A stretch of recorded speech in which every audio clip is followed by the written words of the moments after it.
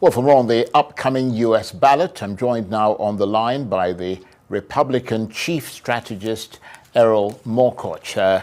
Lovely to see you, Erol. It's been a while, actually, so it's jolly nice to talk with you again.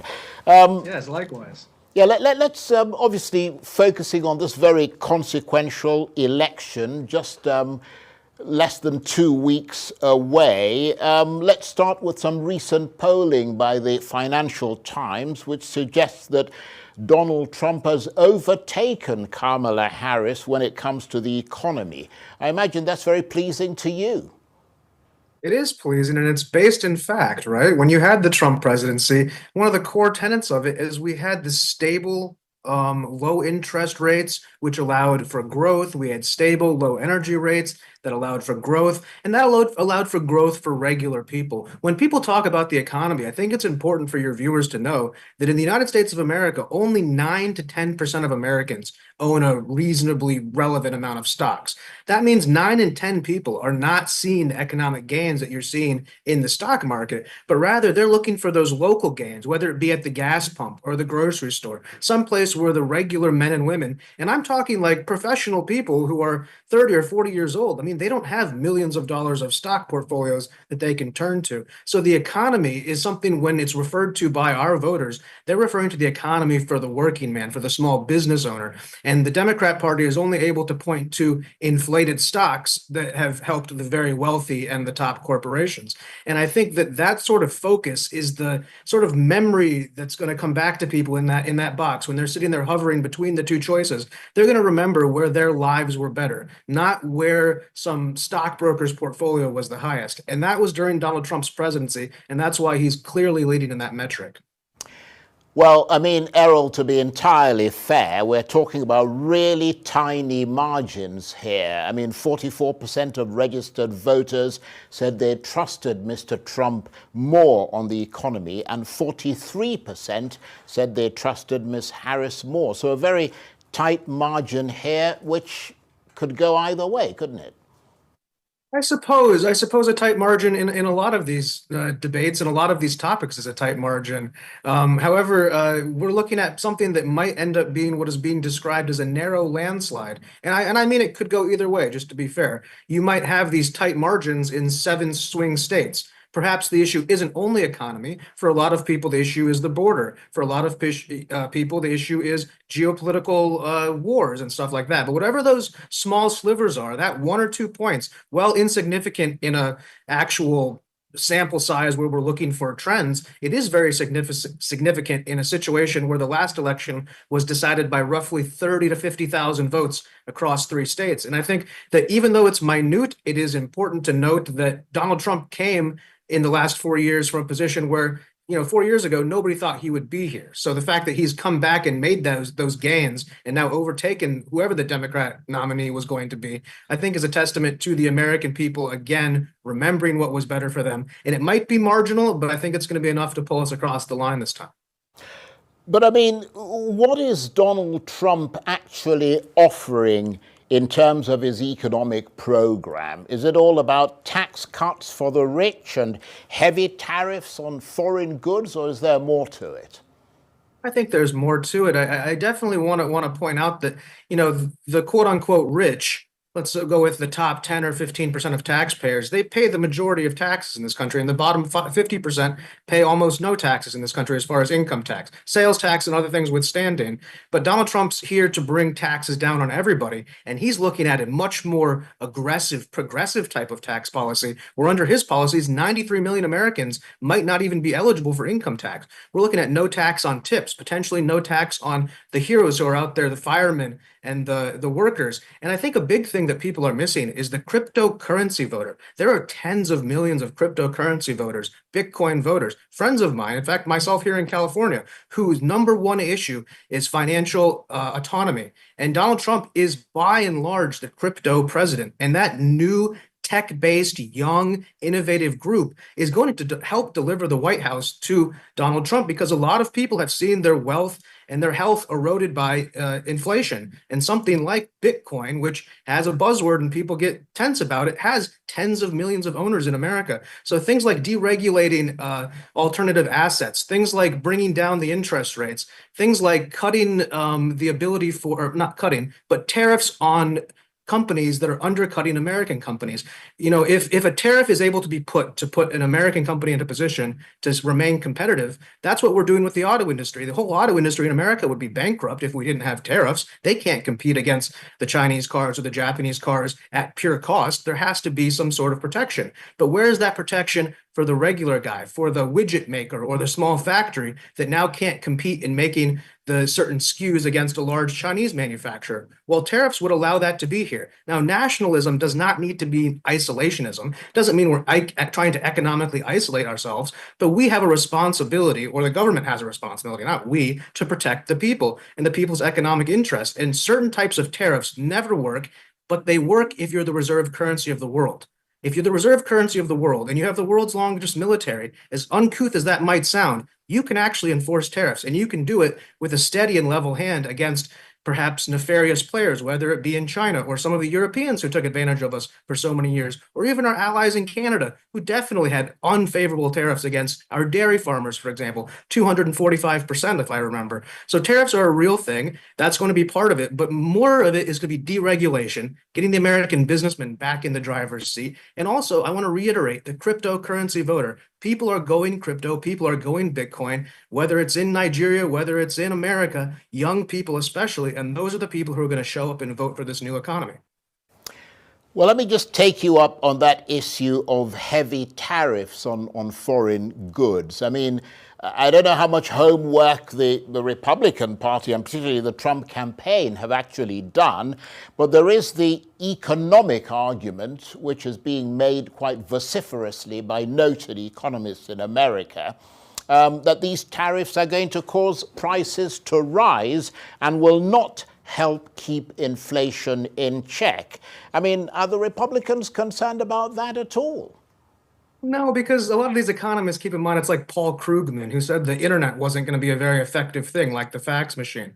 You know, these people are, in large ways, economists for globalist economics. So in their world, yes, this would be dreadful. But prices are rising. For example, let's just take an example item for the audience. There's an item coming from China. It costs the Chinese $2 to make it. It costs the Americans $4 to make it. You put a tariff on the Chinese item to make it $4 competitive against the American item. The price now will technically go up, but now the American company can start cutting costs, and then the Chinese company can maybe pay that tariff and cut costs, and you start to have a more competitive playing field. So again, tariffs without the reserve currency, no chance. Tariffs with the reserve currency, we can do it. And we disagree with those economists who are looking at a perpetual growth at all costs, import as many illegal immigrants as you can to increase the GDP. They don't care about the towns. They don't care about the culture of the country. They don't care about the individual. They care about nonstop growth. And that isn't the America we're trying to build, especially with automation, especially with AI, the way that jobs are going to change. We need a progressive view of things, and tariffs is the only way that we're going to be able to protect our vulnerable industries against Asian behemoths, which can completely destroy us, especially in the car industry. I mean, if China was led into the US car industry, they would all go bankrupt, and all those union jobs and all those Democrat voters would lose their jobs. Tariffs have protected the American union worker more than anything in history, because otherwise our products would not be competitive in the world stage. And as you notice, the American manufacturing sector collapsing over the last 50 years, it's proven a fact that even the tariffs can't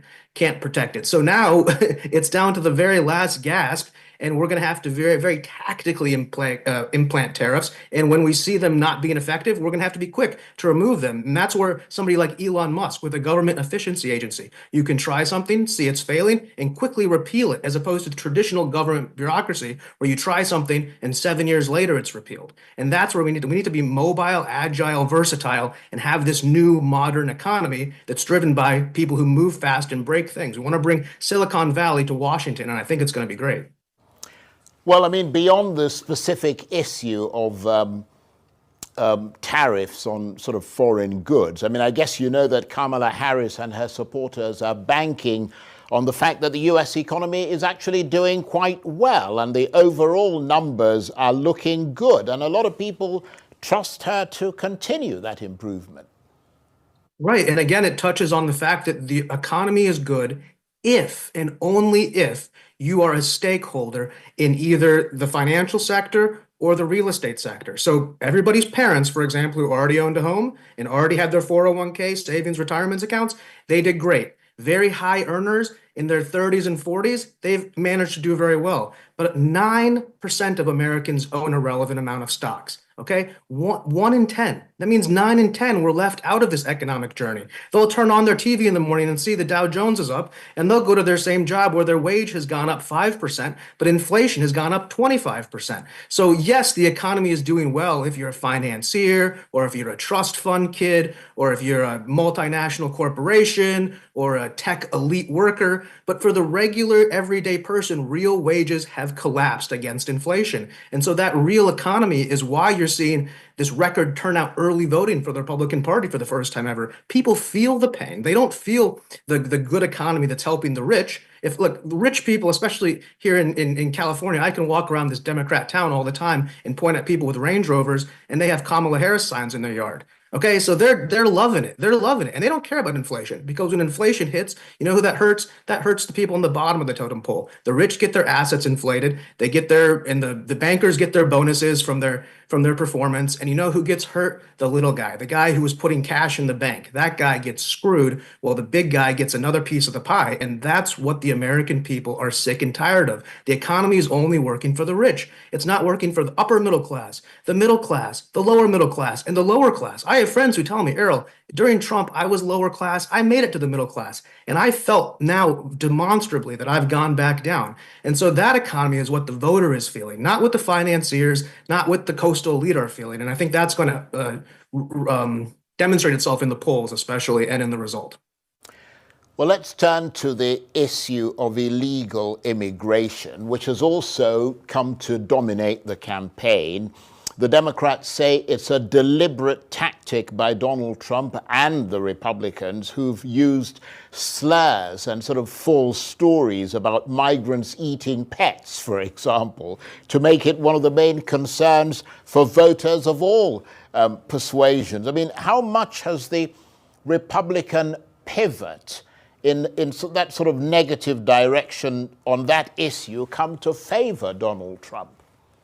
Well, it's interesting because, I'm an immigrant, and a lot of my friends who are voting for Trump are immigrants. And you see Trump's historic performance with African American men, with Hispanics who oftentimes have an immigrant, very close immigrant background, if not immigrants directly first generation themselves. When Donald Trump speaks, it's a little bit different than most candidates. If you brought up the thing with the eating the cats and the dogs and all that. It's interesting to touch on because how did 400,000 people from Haiti all of a sudden become legal migrants overnight and get dropped off in all of these towns? What happened was there was an application that DHS had. You could push a button and instantly become a legal asylum seeker. And they started redepositing people all around these Rust Belt cities that they had gutted after the Third Industrial Revolution. And then constituents on the ground reported this. They reported this was happening. Was Donald Trump maybe premature to run with it? Yes and no. But that's neither here nor there when you think about the other side of this. How many Americans have been killed, whether purposefully or unpurposefully, by illegal immigrants? We have the situation with a Haitian migrant who killed a young man. We have the situation down in Georgia where a Venezuelan killed a young woman. My neighbor in Virginia, his wife was killed by an illegal drunk driver. Did that man try to kill her? Of course not, but he was illegally in the country. And so illegal immigration is by default illegal. I'm from Turkey, a Muslim country. This year, 30,000 illegal Turkish people crossed the southern border. You know what that means for the guys back home who've been in the immigration line, who've played things correctly, who have submitted their paperwork and have gone through the checks and balances? That means their spot has been taken by effectively a border criminal, somebody who came to Mexico with a middle-class passport and snuck into America because they knew how good it was. And these are my countrymen. And I'm saying that these people have illegally come to the country and they've cut the line in front of everybody in Istanbul and Ankara because they believe that breaking the law is okay. And why? Because the president of the United States of America at the time said, come on in, everybody come on in. So the illegal immigration problem is a real problem. This US Census is decided by how many people reside in a state. And from the census, you decide how many congressmen each state is given. In California alone, if you were to remove the illegal immigrants, California would actually lose congressmen or congresswomen in the Congress. And these are real effects of illegal immigration. And on top of that, who was against illegal immigration the whole time? The left, Bernie Sanders' entire thing. If you have illegal immigrants coming in, who does that suppress the labor force for? Again, the bottom 25%. The rich don't mind it. They have people to work in their factories for $15 an hour now.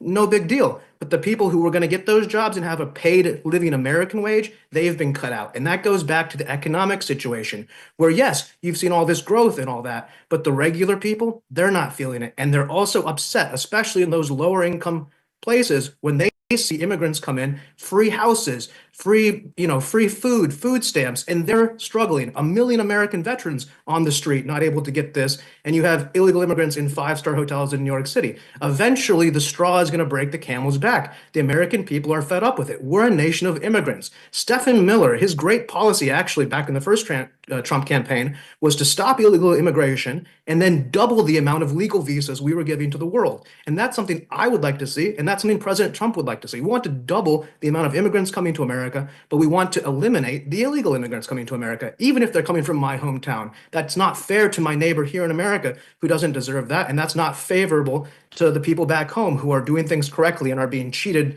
of their American dream, which I think is more unfair than anything.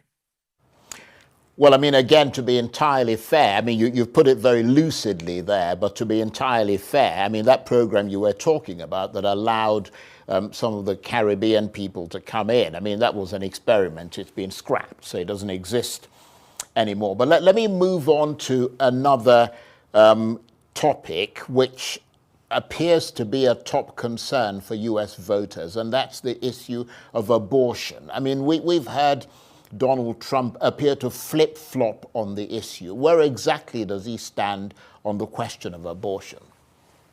Donald Trump has been historically not a conservative when it comes to abortion. I'm sure, as you remember, he was a registered Democrat until 2008.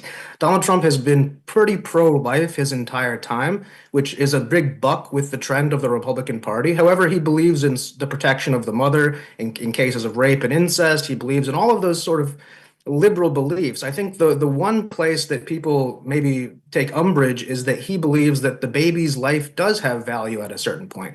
And there's a certain place where an abortion isn't appropriate. And I think Donald Trump would like to have a much more European or British style of abortion law than the American abortion law.